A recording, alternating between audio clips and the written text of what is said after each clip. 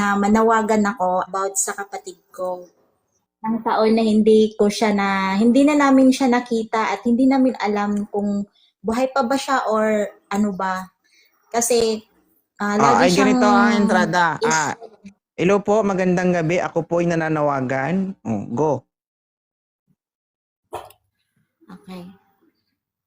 Magandang gabi po. Magandang gabi po sa lahat. Ako po ay nananawagan po sa aking kapatid. Kung saan ka man ngayon, Manang Susana, nung dalaga pa siya is yung apelido niya is Responte. So nag-asawa na siya. Ang apelido ng asawa niya is Centino. So Susana Responte Centino, kung saan ka man ngayon ng pwede magparamdam ka sa amin, nila mama tsaka ni papa. Kasi lagi silang nangarap na sana magpakita ka na, kasi grade 4 pa lang ako, sir, na umalis siya sa amin na hindi na siya nagpaparamdam. So, ngayon is 38 na ako ngayon. Hanggang ngayon, hindi pa talaga siya nagpaparamdam sa amin. Hindi namin alam kung buhay pa siya or ano. Ang amin lang na umuwi muna siya or magpaparamdam siya sa amin kung buhay pa ba siya. Sa Manang, kung saan ka man ngayon, kung asa man ka karon, pwede na mag-Bisaya, sir? Tagalogin mo para maintindihan ng iba. Okay, sige. Manang, kung saan ka man ngayon, ako to yung bunso niyong kapatid. Matagal na akong nagpupo sa Rafi Tulfo, nagpupo sa wish ko lang, para lang merong magsabi sa akin, pero wala pa rin.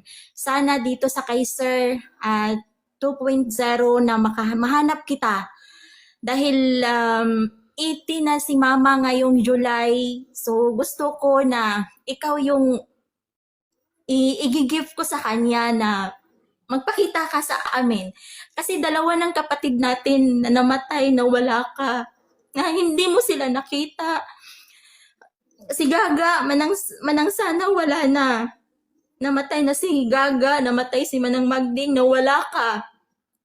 So sana magparamdam ka naman sa amin. Kasi hindi namin alam kung buhay ka pa ba at kung saan ka ngayon. Kasi nung huling umalis ka sa atin, ang sabi mo, Iloilo ka, pero wala kang complete details kung saan eh. Kaya sana man lang magparamdam ka sa amin, kasi sila si Mama tsaka si Papa, pag nagkasakit sila panay, ikaw yung inano nila, kasi ilang taon ka na hindi na nagpakita sa amin, hindi ka nagpaparamdam sa amin. Kaya ang sabi nila ni Mama tsaka ni Papa, sana bago daw sila mawala dito sa mundo, makita ka man lang nila. Makausap ka man lang nila. Kasi matanda na yung mga magulang natin. Umalis ka sa atin na wala ka man lang kumpletong detalye kung nasaan ka man lang sana. Yung asawa niya po si Jimmy Centino. Kung sino po yung mga kapitbahay or mga nakakakilala sa kanila, pwede niyo akong i-message in private message sa Facebook ko. Facebook account ko is my original account, NGM Lab.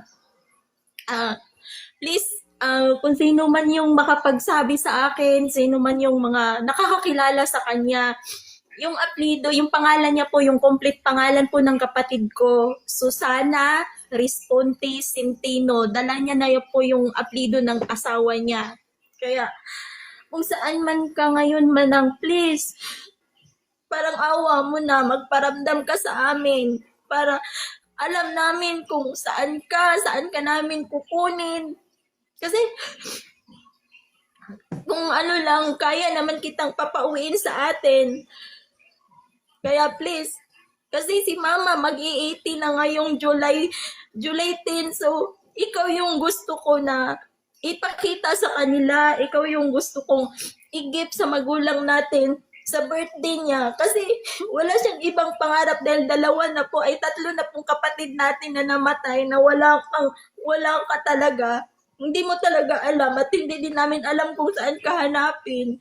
Kaya sana po, kung sino po yung mga kapitbahay or mga nakakilala sa kanya, please, sabihin niyo po sa akin kasi Gustong-gusto ko na po talaga siyang makauwi sa amin. Gustong-gusto ko na po siyang ipaano sa magulang namin kung buhay pa ba siya or saan siya ngayon. Matagal na po kasi ako nagpo-post, sir, sir, idol. Sa Rafi Tool po, nagpo-post na po ako, pero wala eh. Pati sa Wish ko lang, nagpo-post din ako, pero wala pa rin. Sige. Kaya sana po nagbaka sakali lang ako dito sa live mo na baka sakali na mayroong makakakilala sa kanya at makapagsabi kung saan siya ngayon at buhay pa ba siya na magparamdam na siya. Wala po akong picture kasi bata pa po ako eh. Bata pa po ako nung umalis siya. Grade 4 pa lang po ako. Hanggang ngayon, wala talaga siyang paramdam sa amin. Yun po ang inaano ng mga magulang namin kung buhay pa ba siya or ano pa ba. Kahit man lang ipaalam sa amin, kahit mga anak niya.